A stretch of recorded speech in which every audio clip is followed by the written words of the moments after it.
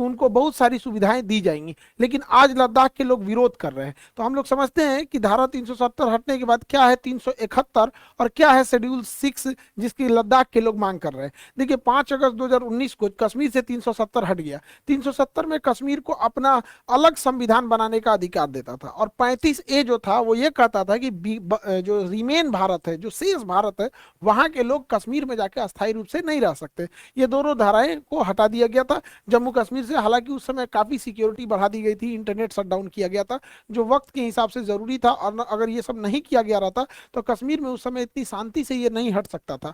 अब जब हटाने के बाद हुआ क्या कि जम्मू कश्मीर का ये एरिया तो जम्मू कश्मीर हो गया, और ये पूरा का पूरा एरिया यूनियन टेरिटरी, दोनों यूनियन टेरिटरी हो गए लद्दाख में। अब चीजें कहां से बदलती है, देखिए जम्मू कश्मीर को बजट ज्यादा मिल रहा है और लद्दाख को बजट कम मिल रहा है।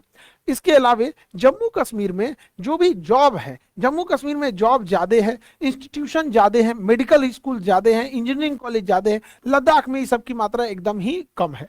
इसके अलावे जम्मू कश्मीर की इकोनॉमी ठीक चलती है, वहां ड्राई फ्रूट जो होता है पूरे इंडिया में सबसे ज्यादा ड्राई फ्रूट के मामले में कश्मीर फेमस है। यहाँ पे कश्मीर का सेब, कश्मीर का केसर, ये वॉलनट्स, ये अखरोट, ये सब चीजें वहां बहुत जाती है, जबकि लद्दाख पूरी तरह से बंजर एरिया है। तो लद्दाख के लोग इसका कह रहे हैं कि भाई आप एक ही हमारे पे भी देखिए यहाँ पर इस चीज को गौर करने के लिए। लद्दाख में एक और प्रॉब्लम क्या है, टूरिज्म अगर देखेंगे तो कश्मीर के एरिया में टूरिज्म बहुत बेहतर ढंग से है यहाँ पर, लेकिन अगर वहीं लद्दाख की बात करेंगे तो वहाँ बंजर पहाड़ है, बहुत हार्ड वहां पे जाना होता है, सड़कें भी उतनी अच्छी से नहीं है, बर्फ का बहुत मार झेलना पड़ता है, मौसम एकदम खतरनाक हो जाता है लद्दाख के एरिया का। तो लद्दाख के लोगों को लग रहा है कि भाई 370 हटने के बाद हमें क्या मिला, मतलब वहां पे तो एक हो गया कि चलिए उन्हें बजट मिल रहा है, इसके अलावा और भी अगर देखेंगे तो जम्मू कश्मीर में इधर के दिनों में देखेंगे कि गवर्नमेंट बहुत तेजी से इंफ्रास्ट्रक्चर बिल्ड कर रही है। अभी T5 T15 से T15 ये सब करके टनल्स का निर्माण किया गया है, वहां पे बहुत बड़े ब्रिजेस का निर्माण किया गया है, चिनाब नदी वगैरह पर रेलवे नेट कनेक्टिविटी को बढ़ाया जा रहा है। लेकिन लद्दाख में ये सब नहीं हो रहा है, तो लद्दाख के लोगों का भी गुस्सा है इस बात को लेकर। और सबसे बड़ा क्या हुआ, जब 2019 में 5 अगस्त 2019 को जब कश्मीर को दो भागों में तोड़ा गया तो कहा गया कि ये भी यूनियन टेरिटरी रहेगा और ये भी यूटी रहेगा, यूनियन टेरिटरी।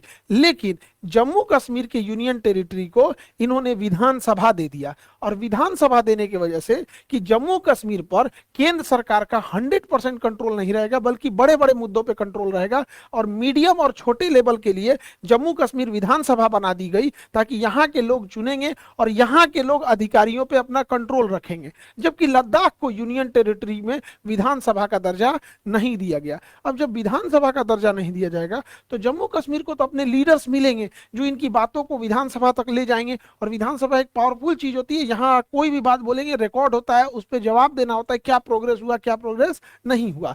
जबकि अगर आप लद्दाख को देखिएगा तो यहाँ यूनियन टेरिटरी नहीं है, तो वहाँ ब्यूरोक्रेसी आ जाएगी। अब ब्यूरोक्रेसी में अधिकारियों का शासन होता है, वो किसी के प्रति जवाबदेह नहीं होते हैं, जनता के प्रति तो जवाबदेह बिल्कुल नहीं होते हैं। आपको याद होगा दिल्ली के त्यागराज स्टेडियम में एक IAS अधिकारी को अपना कुत्ता टहलाना था, तो जितने एथलीट प्रैक्टिस कर रहे थे सबको स्टेडियम से खाली करा देते थे। तो ये तो होती है ब्यूरोक्रेसी, तो ब्यूरोक्रेसी में चला गया है ये लद्दाख। लद्दाख क्या हो जाएगा, एकदम डिक्टेटरशिप टाइप का हो जाएगा यहाँ पे। तो यहाँ के लोगों का कहना है कि क्या हो रहा है।